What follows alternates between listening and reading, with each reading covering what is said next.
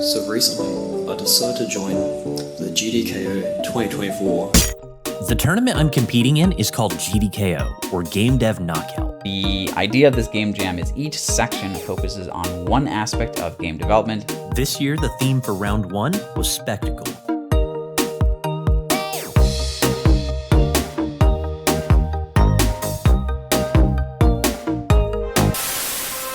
Ladies and gentlemen, children of all age, welcome to the greatest show of all time.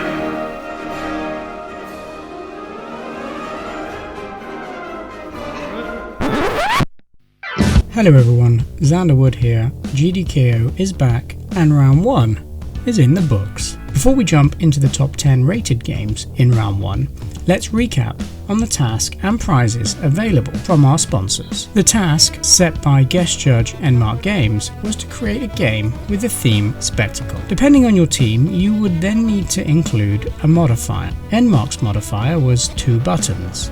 PigDev picked Network, the Shelfman selected Fusion, Simon CB mandated More is More, and finally Space Spy made his modifier Minute. We have 5 wonderful judges giving away some amazing prizes this year.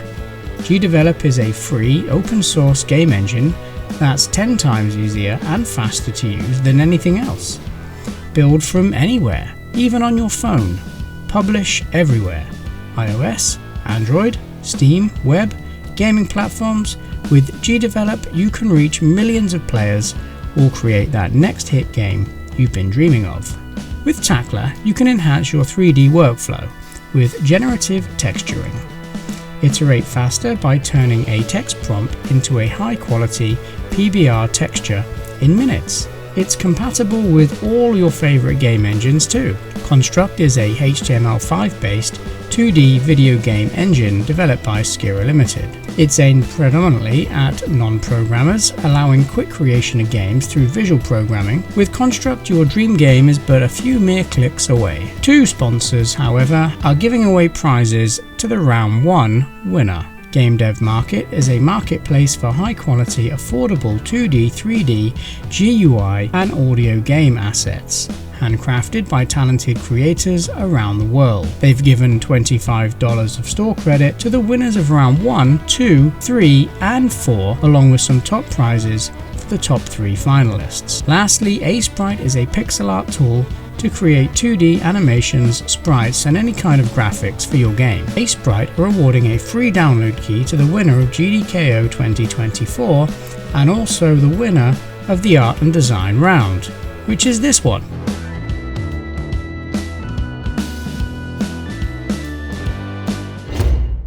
GDKO 2023 runner-up Lowton jumps back into the top 10 in round 1 with a game about jumping on bugs. Fast reflexes and timing to ensure multiple bugs are lined up will score you bonus points in this quick-paced, bug-squashing, arcade-style game. Dev Pirates made it to round 4 of GDKO 2023, but his game Descentipede wasn't enough to earn a qualification place. Dev Pirates hasn't walked the plank just yet, it seems, as Crunkle's Sideshow, a WarioWare-esque mini-game romp done in a classic Game Boy style, where you have to pit your skills against a demented Sideshow host, has done enough to land 9th place. GDKO newcomer Larry slips into 8th place with a cute little game set 1 minute before New Year's. Guide your ball to the bottom of the screen so the festivities can begin. Mr. Bundles took the spectacle theme in a slightly different direction. In Pupils, you have to use your spectacles to navigate a multi-layered platformer. Your spectacles will allow you to jump into other dimensions, which you'll need to do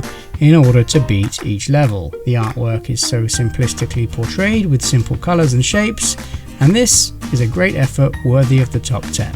At the Intergalactic Spectacle Shop by Joss, you have to create some custom glasses for a large variety of intergalactic customers. Connect the parts together the best you can, fuse them with your blowtorch, and pray to the universe that your shop isn't accepting Google reviews. GDKO Alumni Sigil, another 2023 runner-up, is back with a bang with Detonation Celebration, a very simple yet surprisingly addicting game where you have to click fireworks and avoid bombs. The game is wonderfully drawn using pixel art and has a great soundtrack that really gives you the feeling that time is running out. You'll even get a rating once the game is up, telling you how you did. Hugbug lent into the spectacles angle and made a horror game called Phasmoscope. With your ghost spectacles adorned, you must enter the client's house in search of a malevolent spirit. Don't forget to pack a spare pair of Y-fronts though, as this game is a scary one.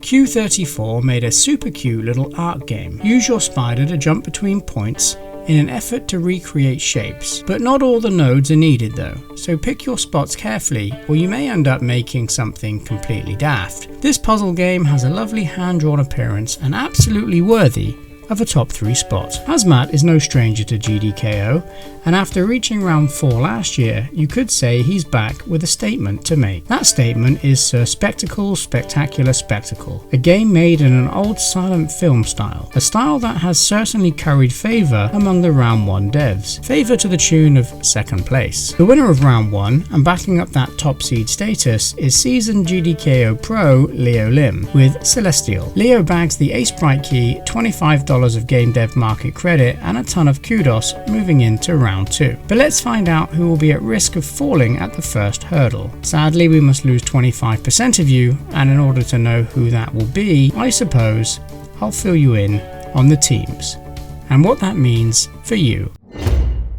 At the beginning of the jam, you were all sorted into one of 5 teams. Each team was headed up by a guest judge who set their own modifier for the theme. The bottom ranked 4 devs from each team will be at risk of elimination. Not the bottom 25% of the round. This means you are competing directly against those other devs in your team and nobody else. This makes sense as you are all working with the same modifiers. This also means that even if you placed in the bottom 25 of the round, you may still avoid elimination if those above you were part of another team. This has thrown up some pretty interesting results, but hey, if you want to be the winner of GDKO, you have to beat everyone at some point.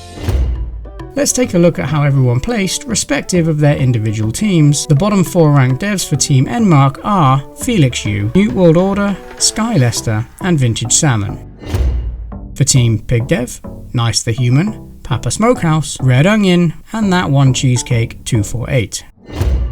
Team Simon CB, Cosmic Rabbit Flip, Noah Hassalan Development, Average Ronin, and Newbie Derp. For Team Shelfman, Marlin, Project Paddy, RoboChiz, and Sleeping Forge. And for Team Space Spy, Patachuetata, Gosha Zelox, Ansel Games, and Big Eraser. When the jam ended, I sent the links to these games to the judges, and they've been weighing up pros and cons, reviewing the theme and modifiers and judging these games within an inch of their life to find 5 dark horses that will be given wildcards and allowed to progress in the competition.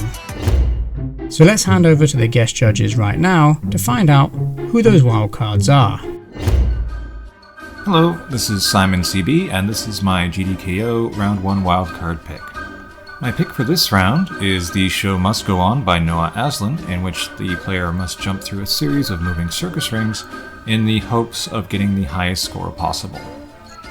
The reason I am picking this game is that it features a simple and concise level design. The game is fairly straightforward, yet it does take some time to master, and there are a couple of fairly clever platforming tricks that are required in order to collect all of the rings.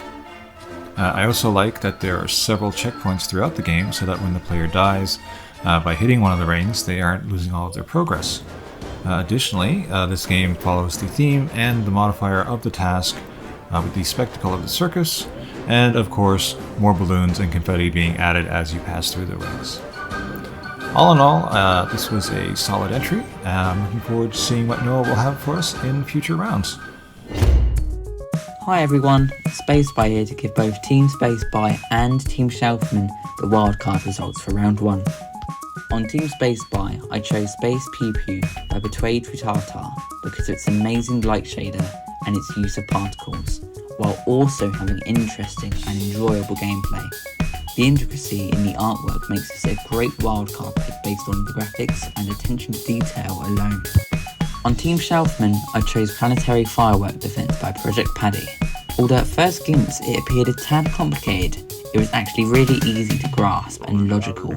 It was fast-paced, keeping me on my toes, with the colour-coordinated gameplay, and the fireworks were an added visual bonus, making sure it sticks to the emphasis of the game being a spectacle. Huge congratulations to you both, and good luck to all in the future rounds. I will go with Top of the Village because the game actually used the audio cues very well, so it's basically a tower defense or a village defense where you actually have some city building elements, so you have a resource where you can put some buildings in your village and you have to defend them. And the game used the audio cues very well, so when you do positive interactions with the game where you will move towards the goal of the game, which is to defend your village, you'll be rewarded with positive audio cues. So when you build your buildings, when you choose your buildings, there are some positive audio feedback, and when you get hit by the rockets on your village, you get negative feedback, so you can take informed actions based on these audio cues. So out of these four, I will go with the Top of the Village. First things first. Hot dang, GDKO gang. We asked you all for a spectacle, and you did not disappoint. So many excellent entries in round 1. Well done, and can't wait to see what you all make for round 2. The fight for my wildcard pick was tight, but sadly, I have but one save to give. Between a button press, tightrope distress, a car jumping spikes, and lots of thrown knives, my pick is Knife 'em All. This entry isn't without its issues, but I felt it did the best job meeting the expectations of the round. Right, enough of that. 15 devs have bowed out and gone to join the next mini jam on itch. 70 devs press on in the race to become a GDKO legend, and to do that, you'll need to know the round 2 task. In round 2, things return to normal. The teams are gone and you're back competing for a top 75% finish. Only one judge will be picking a wildcard, and that judge for round 2 is the Shelfman. The judging criteria for round 2 will be based around audio, sound, atmosphere, ambience, things your ears generally deal with. Sound is a very important part of game development. The wrong sounds and music can ruin your game experience. The lack of sound in the right place could even enhance your player experience. There is a lot you can do here. The task is to create a game where audio cues are essential to the gameplay. The judging criteria will be: how essential were the audio cues to the gameplay? Did your audio enhance the player experience? Were the audio cues clear to understand? Did the audio fit the game's style and design? And was the game fun to play? You can make an entirely new game, or you can expand on your round 1 entry. It's really up to you. Just make sure you consider the judging criteria, whatever your choice is. You can use any art or audio assets that you have the rights to use, or you can make all your assets from scratch for this round. You have until the 14th of February, how romantic. The link to round 2's itch page is in the description, the comments, the Discord, and I'll email everyone who submitted via itch too. Only join if you made the cut. I'll be checking. Good luck, and I'll see you in 4 weeks' time. If this sounds like something you'd like to compete in, well, the 2024 tournament is already underway. But the 2025 tournament page has already been set up, and if you're interested, I'll have a link to that in the description below.